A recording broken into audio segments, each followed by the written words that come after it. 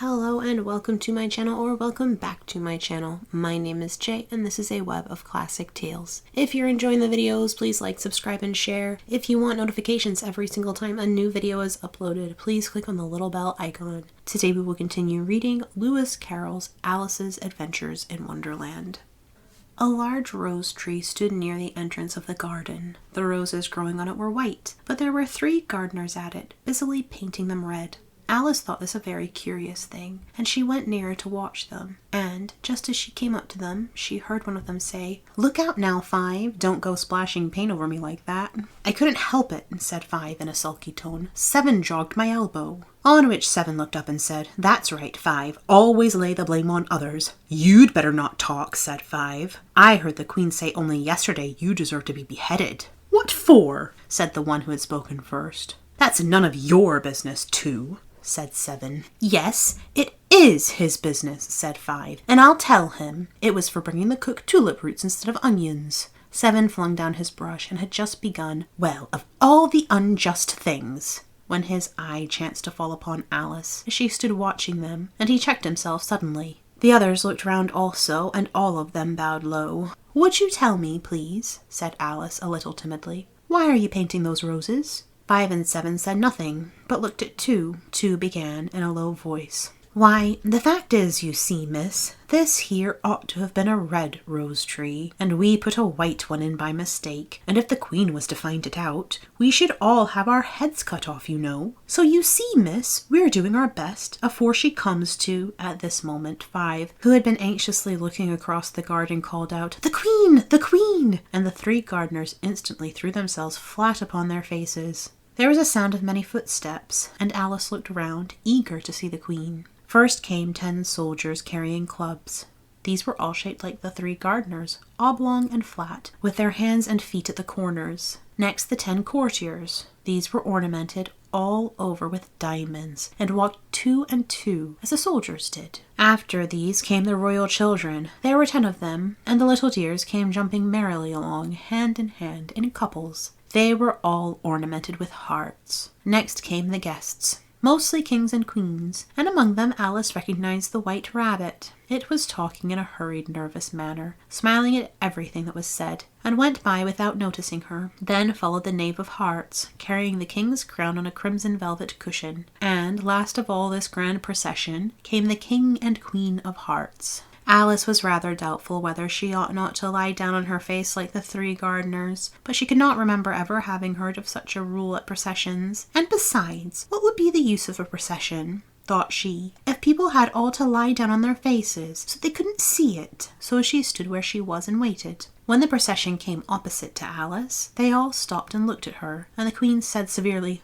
"Who is this?" She said it to the Knave of Hearts, who only bowed and smiled in reply. "Idiot," said the Queen, tossing her head impatiently. And turning to Alice, she went on, "What's your name, child?" "My name is Alice, so please your Majesty," said Alice very politely. But she added to herself, "Why, they're only a pack of cards after all. I needn't be afraid of them." "And who are these?" said the Queen, pointing to the 3 gardeners who were lying round the rose tree. For you see, as they were lying on their faces, and the pattern on their backs was the same as the rest of the pack, she could not tell whether they were gardeners, or soldiers, or courtiers, or 3 of her own children. "How should I know?" said Alice, surprised at her own courage. "It's no business of mine." The Queen turned crimson with fury, and after glaring at her for a moment like a wild beast, began screaming, "Off with her head! Off with—" "Nonsense," said Alice very loudly and decidedly, and the Queen was silent. The King laid his hand upon her arm and timidly said, "Consider, my dear, she is only a child." The Queen turned angrily away from him and said to the Knave, "Turn them over." So the Knave did so, very carefully, with 1 foot. "Get up," said the Queen in a shrill, loud voice, and the 3 gardeners instantly jumped up and began bowing to the King, the Queen, the royal children, and everybody else. "Leave off that," screamed the Queen. "You make me giddy." And then, turning to the rose tree, she went on, "What have you been doing here?" "May it please your Majesty," said Two in a very humble tone, going down on 1 knee as he spoke, "we were trying—" "I see," said the Queen, who had meanwhile been examining the roses. "Off with their heads." And the procession moved on, 3 of the soldiers remaining behind to execute the unfortunate gardeners, who ran to Alice for protection. "You shan't be beheaded," said Alice, and she put them into a large flower pot that stood near. The 3 soldiers wandered about for a minute or two, looking for them, and then quietly marched off after the others.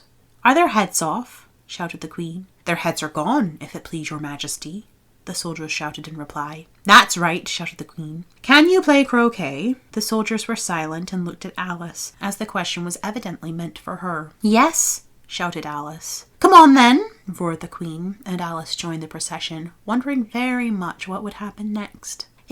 It's a very fine day," said a timid voice at her side. She was walking by the White Rabbit, who was peeping anxiously into her face. "Very," said Alice. "Where's the Duchess?" "Hush, hush," said the Rabbit in a low, hurried tone. He looked anxiously over his shoulder as he spoke, and then raised himself upon tiptoe, put his mouth close to her ear, and whispered, "She's under sentence of execution." "What for?" said Alice. "Did you say, 'what a pity'?" the Rabbit asked. "No, I didn't," said Alice. "I don't think it's at all a pity. I said, 'what for?'" "She boxed the Queen's ears," the Rabbit began. Alice gave a little scream of laughter. "Oh, hush!" the Rabbit whispered in a frightened tone. "The Queen will hear you. You see, she came rather late, and the Queen said—" "Get to your places!" shouted the Queen in a voice of thunder, and people began running about in all directions, tumbling up against each other. However, they got settled down in a minute or two, and the game began. Alice thought she had never seen such a curious croquet ground in her life. It was all ridges and furrows. The croquet balls were live hedgehogs, and the mallets live flamingos, and the soldiers had to double themselves up and stand on their heads and feet to make the arches. The chief difficulty Alice found at first was in managing her flamingo. She succeeded in getting its body tucked away, comfortably enough, under her arm, with its legs hanging down. But generally, just as she had got its neck nicely straightened out, and was going to give the hedgehog a blow with its head, it would twist itself round and look up in her face, with such a puzzled expression that she could not help bursting out laughing. And when she had got its head down, and was going to begin again, it was very provoking to find that the hedgehog had unrolled itself, and was in the act of crawling away. Besides all this, there was generally a ridge or furrow in the way wherever she wanted to send the hedgehog to. And as the doubled-up soldiers were always getting up and walking off to other parts of the ground, Alice soon came to the conclusion that it was a very difficult game indeed.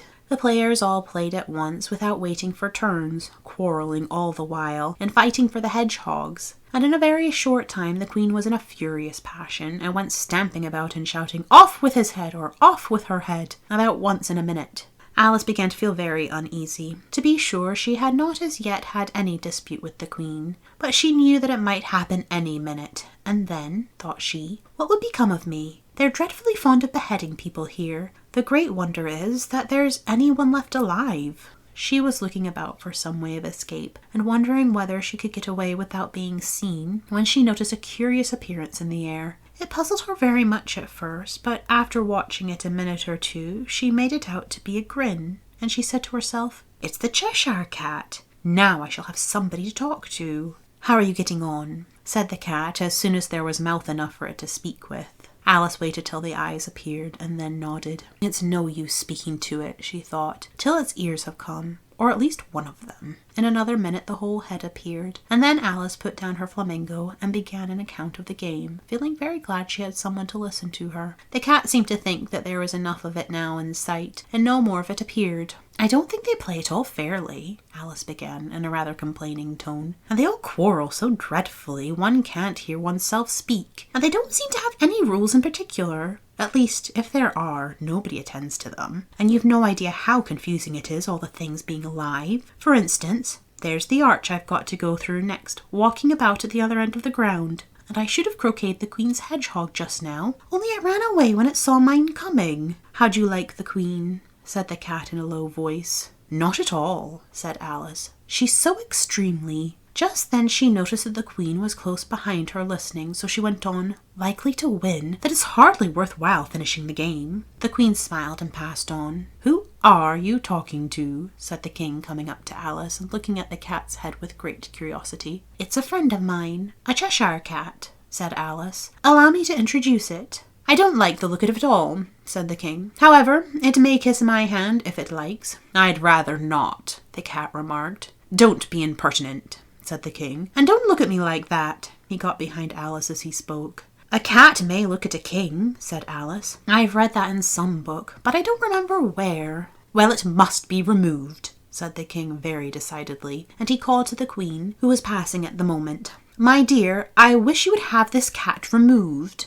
The queen had only one way of settling all difficulties, great or small. "Off with his head," she said without even looking round. "I'll fetch the executioner myself," said the king eagerly, and he hurried off. Alice thought she might as well go back and see how the game was going on, as she heard the queen's voice in the distance, screaming with passion. She had already heard her sentence 3 of the players to be executed for having missed their turns, and she did not like the look of things at all, as the game was in such confusion that she never knew whether it was her turn or not. So she went off in search of her hedgehog. The hedgehog was engaged in a fight with another hedgehog, which seemed to Alice an excellent opportunity for croqueting one of them with the other. The only difficulty was that her flamingo was gone across to the other side of the garden, where Alice could see it trying in a helpless sort of way to fly up into a tree. By the time she had caught the flamingo and brought it back, the fight was over, and both the hedgehogs were out of sight. But it doesn't matter much, thought Alice, as all the arches are gone from this side of the ground. So she tucked it away under her arm that it might not escape again, and went back to have a little more conversation with her friend.